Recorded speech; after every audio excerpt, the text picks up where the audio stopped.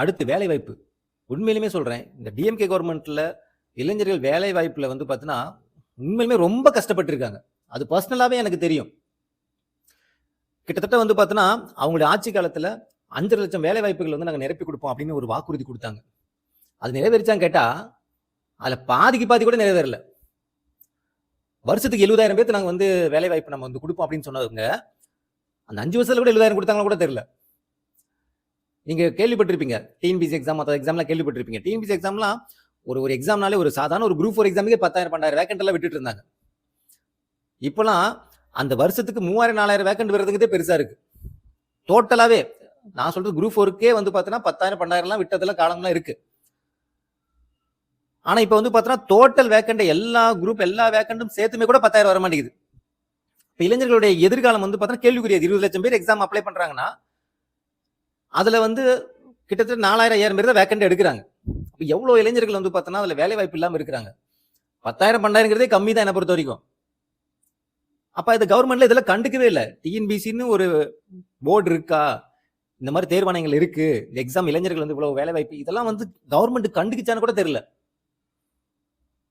அவங்க எந்த ஒரு அடிப்படையில ஏன்னா இளைஞர்களுடைய வேலை வாய்ப்ப சாதாரணமா ஒரு டிஎன்பிசியே 20,00,000 பேர் எழுதுறாங்கன்னா 20,00,000 பேர் ஓட்டு இருக்கு. அப்ப அந்த மாணவர்களுடைய குறைகள் என்ன? என்ன எதிர்பார்க்கறாங்க? அந்த வேக்கன்ட் கம்மியா இருக்கிறதுக்குலாம் நிறைய போராட்டங்கள்லாம் டிஎன்பிசி மாணவர்கள் பண்ணாங்க. பட் எதுக்குமே கவர்மெண்ட் செவி சாய்க்கவே இல்ல. இப்ப வந்து பாத்தீங்கன்னா வீடு வீடா பிரச்சாரம் பண்றாங்க. நாங்க உங்களுக்கு அதை பண்ணுவோம், இதை பண்ணுவோம். இந்த 5 வருஷத்துல நீங்க என்ன பண்ணீங்க? வேலை வாய்ப்பு ரிலேட்டடா என்ன பண்ணீங்க? இளைஞர்களை போய் கேட்டா தெரியும். கவர்மெண்ட் எக்ஸாம் படிக்கிற இளைஞர்களுக்கு இல்ல நீங்க வேற என்ன வேலை வாய்ப்புகள் கவர்மெண்ட் மூலமா வந்து நீங்க மாணவர்களுக்கு என்ன பண்ணி கொடுத்தீங்க?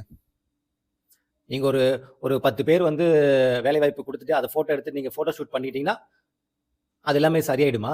நீங்க 5,00,000 பேர் எடுப்பேன்னு சொல்லியிருந்தீங்களா? வேலை வாய்ப்பு நிரப்பப்படும் சொன்னீங்க. எவ்வளவு பேர்த்த பண்ணீங்க நீங்க? என்னன்னு கண்டுக்கிட்டீங்க ஃபர்ஸ்ட்? சாதாரண ஒரு டிஎன்பிசி போர்டுல இருக்கக்கூடிய விஷயங்கள்ல அதுல எவ்வளவு குளறுபடிகள் நடந்துச்சு, எவ்வளவு விஷயங்கள் நடந்துச்சு. அதை நீங்க ஒரு செவி சாய்க்க கூட இல்ல. மாணவர்கள் எவ்வளவு பேர் ரோட்ல இறங்கி போறாங்க, அதுக்கெல்லாம் எதுவுமே கண்டுக்கல. ஒரு சில அரசியல் கட்சிகள் மட்டும்தான் அதுக்கு வந்து குரல் கொடுத்தாங்க. நாம் தமிழர் கட்சி சீமான் அவர்கள் கூட வந்து பார்த்தோன்னா திருச்சி பெரம்பூர்ல வந்து பார்த்தோன்னா அதுக்காக வந்து பார்த்தோன்னா குரல் கொடுத்திருந்தாங்க. ஆனா கவர்மெண்ட் கண்டுக்கவே இல்லையே, ஒண்ணு கூட கண்டுக்கவே இல்லையே. பாதுகாப்பு சுத்தம். சோ இந்த 2 விஷயமே வந்து பார்த்தீங்கன்னா ஒரு மாநிலத்தோட எதிர்காலம் இளைஞர்கள் கையில இருக்கு. அந்த இளைஞர்களே வந்து பார்த்தோன்னா எப்படி ஒரு மாநிலத்தை வந்து பார்த்தோன்னா அவங்களுடைய பொருளாதார ரீதியா வந்து மேல கொண்டு வர முடியும்னா இந்த 2 விஷயம் வச்சுதான். அவங்களுக்கான வேலை வாய்ப்பை ஏற்படுத்தி கொடுக்கணும், அவங்களுக்கு பாதுகாப்பான ஒரு சூழ்நிலை வந்து ஏற்படுத்தி கொடுக்கணும். அது 2மே இல்லாத பட்சத்துல என்ன திமுகவுடைய சாதனைகள் நீங்க சொல்றீங்க?